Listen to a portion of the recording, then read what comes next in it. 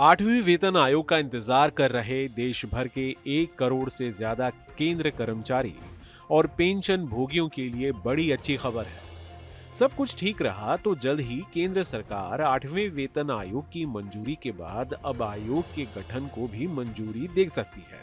केंद्र सरकार ने इस साल की शुरुआत में 8वें वेतन आयोग को हरी झंडी दे दी है, जो केंद्र कर्मचारियों और पेंशनर्स के लिए एक बड़ा बदलाव लाने वाला है।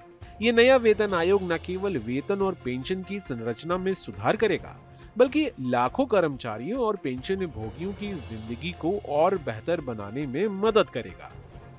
8 पे कमीशन को लेकर एम्बिट कैपिटल की 9 जुलाई को जारी किए गए एक रिपोर्ट में बताया गया है कि 8वें वेतन आयोग वित्तीय वर्ष 2026-27 में लागू होगा और इससे सरकारी कर्मचारियों की सैलरी और पेंशनधारियों के पेंशन में 30 से 34% तक का इजाफा हो सकता है। रिपोर्ट के अनुसार जिससे बाजार में खर्च करने के लिए अतिरिक्त पैसा आएगा और इससे खपत को बढ़ावा मिलेगा। एम्बिट कैपिटल की रिपोर्ट के अनुसार इससे पैसेंजर व्हीकल्स, बैंकिंग और वित्त, तेजी से बिकने वाले सामान और फास्ट फूड चेन जैसे सेक्टर्स को फायदा होगा।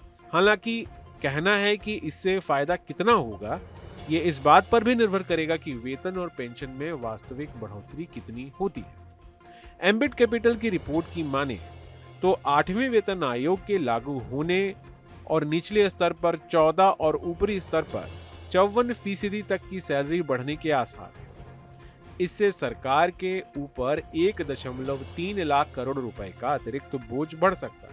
गौरतलब है कि 7वां वेतन आयोग से जनवरी 2016 से दिसंबर 2025 तक वेतन और पेंशन में औसतन सिर्फ 14% की सैलरी बढ़ोतरी हुई थी, जो 1970 के बाद सबसे कम थी। जी हाँ, महंगाई भत्ता हर वेतन आयोग के साथ चर्चा का केंद्र रहता है।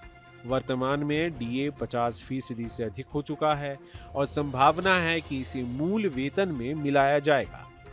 इससे डीए रीसेट हो जाएगा, जिसका असर कर्मचारियों की सैलरी पर पड़ेगा। इसके अलावा हाउस रेंट अलाउंस यानी एचआरए, ट्रांसपोर्ट अलाउंस और अन्य भत्तों में भी बदलाव की उम्मीद है।